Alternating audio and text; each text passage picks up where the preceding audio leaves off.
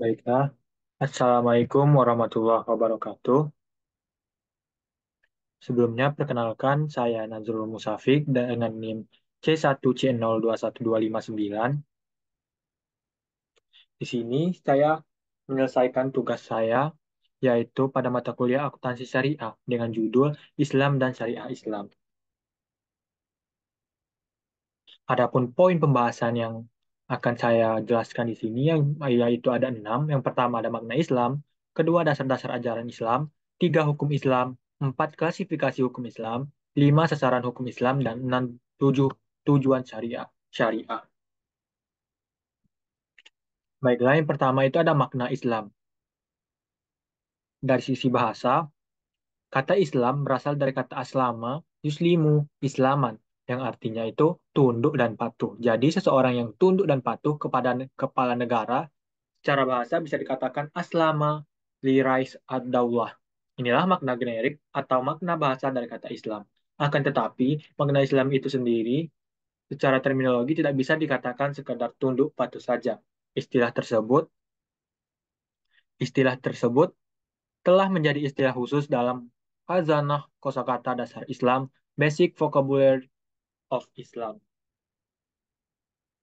Secara terminologi, makna Islam itu digambarkan oleh Nabi Muhammad SAW, yaitu Islam adalah bahwasanya engkau bersaksi bahwa sesungguhnya tiada Tuhan selain Allah dan bahwasanya sesungguhnya Muhammad itu adalah utusan Allah. Engkau menegakkan sholat, menunaikan zakat, melaksanakan saum Ramadan, dan menunaikan ibadah haji ke Baitullah jika engkau berkemampuan melaksanakannya. Selanjutnya, adapun dasar-dasar ajaran Islam yaitu ada tiga. Yang pertama ada akidah, yang kedua ada syariah, dan yang ketiga ada akhlak. Yang pertama itu akidah.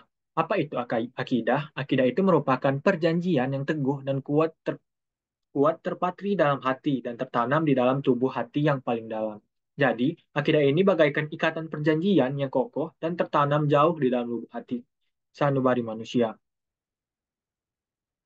Kedudukan akidah dalam ajaran Islam ini sangat penting. Islam tidak dapat ditegakkan tanpa akidah.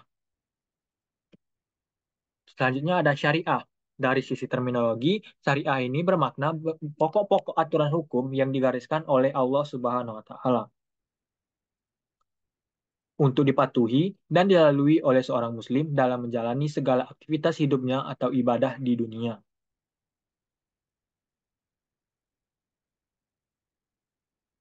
Selanjutnya ada akhlak. Akhlak ini dapat diartikan sebagai tingkah laku manusia yang dilakukan dengan sengaja, diawali dari proses latihan yang menjadi kebiasaan, bersumber dari dorongan jiwa untuk melakukan perbuatan dengan mudah, tanpa melalui proses pemikiran pertimbangan atau penelitian. Akhlak ini juga sering disebut sebagai ihsan, yang artinya baik. Definisi ihsan itu sendiri, menurut Nabi Muhammad SAW, ihsan itu adalah engkau yang beribadat kepada Tuhanmu seolah-olah engkau melihatnya sendiri. Kalaupun engkau tidak melihatnya, maka ia melihatmu. Melalui ihsan ini, seseorang akan selalu merasa bahwa dirinya dilihat oleh Allah Subhanahu wa taala yang mengetahui, melihat dan mendengar sekecil apapun perbuatan yang dilakukan seseorang walaupun dikerjakan di tempat tersembunyi.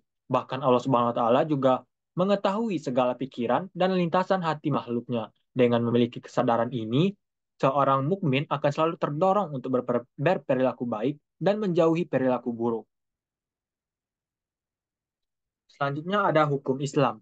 Hukum Islam ini sendiri secara istilah disebut juga hukum syara, adalah yaitu hukum Allah yang mengatur perbuatan manusia yang di dalamnya mengandung tuntutan untuk dikerjakan atau ditinggalkan, atau pilihan antara dikerjakan atau ditinggalkan oleh para mukallaf. Hukum syara ini hanya dapat diambil dari sumber-sumber hukum Islam, yaitu Al-Quran, Sunnah, Ijma, dan Qiyas. Hukum atau norma perbuatan tidak dapat diambil dari sumber-sumber tadi itu tidak disebut sebagai hukum syara. Misalnya, kaidah-kaidah atau norma-norma, adat istiadat, undang-undang, atau hukum lainnya selain Islam.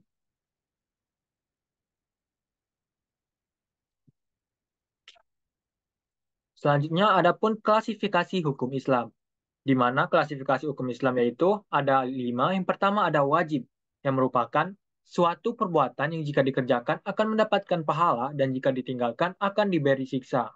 Contohnya, dari perbuatan yang memiliki hukum wajib yaitu adalah sholat 5 waktu, memakai hijab bagi perempuan, puasa, melaksanakan ibadah haji bagi yang mampu, dan menghormati orang non-muslim, dan banyak lagi. Selanjutnya ada sunnah, di mana sesuatu perbuatan yang dituntut agama untuk dikerjakan, tetapi tuntutannya tidak sampai ke tingkatan wajib. Atau sederhananya, perbuatan yang jika dikerjakan akan mendapatkan pahala, dan jika ditinggalkan tidak akan mendapat siksaan atau hukuman. Contohnya, dari perbuatan yang memiliki hukum sunnah ini yaitu sholat yang dikerjakan sebelum atau sesudah sholat fardu, membaca sholat Nabi, dan mengeluarkan sedekah, dan sebagainya. Yang ketiga itu ada haram. Nah, haram ini sendiri merupakan sesuatu perbuatan yang dikerjakan apa pasti akan mendapatkan siksaan dan jika ditinggalkan akan mendapatkan pahala. Misalnya, perbuatan yang memiliki hukum haram ini contoh berbuat zina, minum alkohol, bermain judi, mencuri, korupsi, dan banyak lagi. Yang keempat itu ada makruh. Makruh yang yaitu suatu perbuatan yang dirasakan jika meninggalkannya itu lebih baik daripada mengerjakannya. Contoh dari perbuatan makruh ini sendiri yaitu makan bawang, merokok, dan sebagainya. Terus lanjut, yang terakhir itu ada mubah. Nah, mubah ini merupakan suatu perbuatan yang diperbolehkan oleh agama antara mengerjakannya atau meninggalkannya. Contoh dari mubah ini yaitu olahraga, menjalankan bisnis, sarapan, dan sebagainya. Selanjutnya ada pun sasaran hukum Islam. Hukum Islam ini sendiri memiliki 3 sasaran. Yang pertama ada penyucian jiwa. Yang dimaksud dengan penyucian jiwa ini yaitu agar manusia mampu berperan sebagai sumber kebaikan, bukan sumber keburukan bagi masyarakat dan lingkungannya. Yang kedua itu ada menegakkan keadilan dalam bermasyarakat. Eh, di sini meliputi segala bidang kehidupan manusia termasuk keadilan, sisi hukum ekonomi, dan lingkungannya, sisi ekonomi dan sisi persaksiannya. Semua manusia akan dinilai dan diperlakukan Allah secara sama tanpa melihat kepada latar belakang, strata sosial, agama, kekayaan, keturunan, dan warna kulit. Yang ketiga ada wujudkan kemaslahatan umat manusia.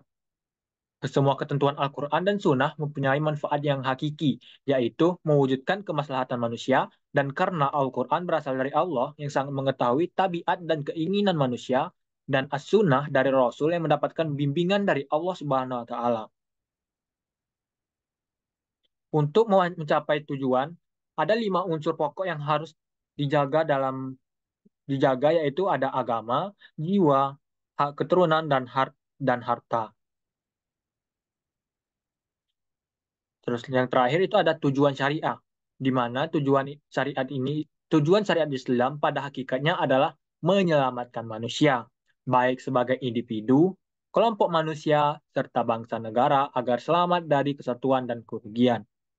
Perjuangan Islam dalam bentuk gerakan berarti melakukan upaya keras bersama untuk menyebarluaskan ajaran Islam secara utuh atau kafah agar dipeluk oleh manusia dan dipraktekkan dalam kehidupan bermasyarakat untuk kebaikan nasib individu dan masyarakat itu sendiri.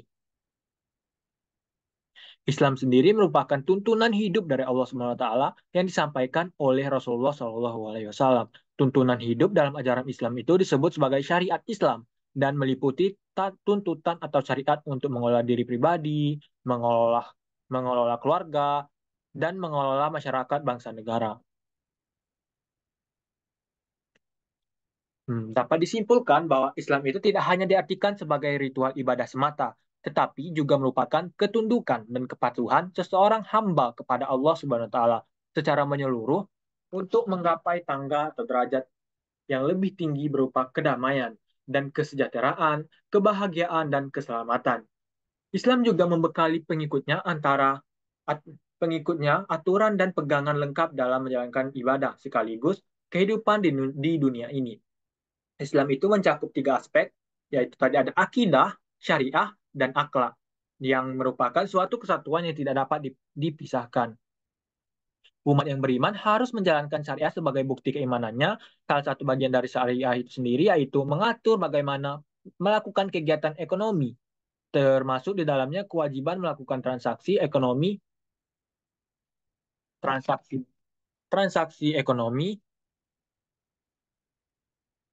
secara syariah. Seluruh aturan syariah tersebut dapat disarikan menjadi lima, yaitu ada lima hukum Islam, yaitu wajib, sunnah, haram, makruh, dan mubah. Hukum Islam ini memiliki tujuan untuk dapat menyucikan jiwa, menegakkan keadilan, serta memperoleh kemaslahatan dengan menjaga agama, jiwa, akal, keturunan, dan harta agar selamat di dunia dan akhirat. Mungkin sekian presentasi saya pada hari ini. Lebih dan kurang saya mohon maaf. Wabillahi taufiq wal hidayah. Wassalamualaikum warahmatullahi wabarakatuh.